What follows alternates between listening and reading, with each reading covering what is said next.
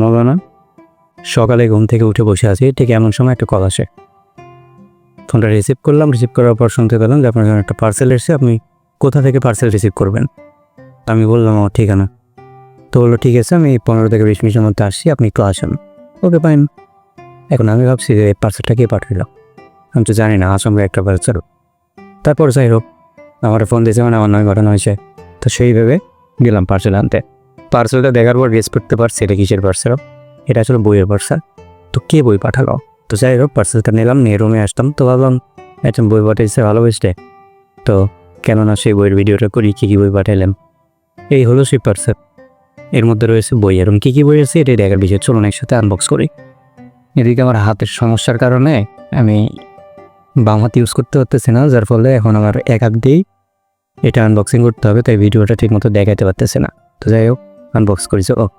Unbox করার মতো কিছু নাই, ব্যবহৃত সিজার দিয়ে আনবক্স করতে হইতেছে।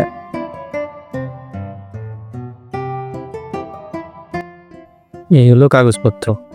ইউটিউব খুলতে আমার আধা ঘন্টা লেগে গেছে। যা গেস করছিলাম তাই। এর মধ্যে বই আছে, 1টা 2টা 3টা। এই যে বইয়ের উপরে যেগুলো দেওয়া হয়, এটার নাম কি বলে জানি না, টিপ পিলে ফেটে যায়। তো এই ব্যাপারটা অনেক ভালো লাগে আমার। ছোটোবেলা থেকেই, ছোটোবেলা একটা সাইকেল কিনছিলাম, তো এই সাইকেলের সাথে এগুলো দিয়েছিল। হ্যাঁ, তো এটা পাঠাতাম। আর তারপর থেকে এখনও অভ্যাসটা যায়নি যে কোনো কিছুর মধ্যে যদি টাইম পাই বসে বসে খাটাই, মানে এটা একটা হাস্যকর অভ্যাস বলতে পারে। যাই হোক, চলুন দেখি ভিতরে কী কী বই আছে। কোনটাই তো ফ্যান শব্দ,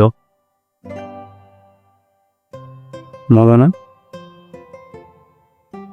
আচ্ছা যাই, চলুন এইটা আবার কেটে এর ভেতর থেকে মহামূল্যবান বইগুলো বের করি, দেখি কী কী বই আছে।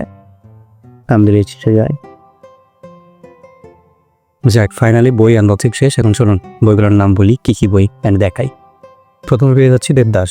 দেবদাস বইটি লিখেছেন শরৎচন্দ্র চট্টোপাধ্যায়। দেন তার পরের বই চাঁদের পাহাড়, বিভূতিভূষণ বন্দ্যোপাধ্যায়ের চাঁদের পাহাড়।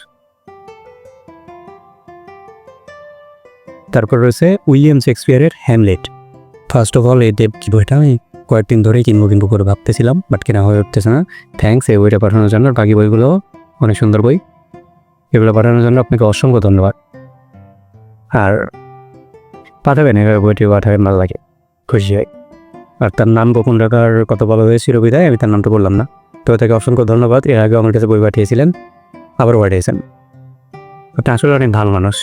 তো যাই হোক, এই দিনটা বই পড়ে আমি রিভিউ দেওয়ার চেষ্টা করবো।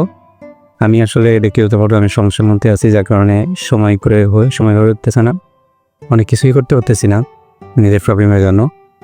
দোয়া করবেন সব কিছু ঠিকঠাক হোক, তারপর রেগুলার বই রিভিউ দেবো। তো যাই হোক, আবারও ধন্যবাদ আপনাকে বইগুলো পাঠানোর জন্য। Thank you.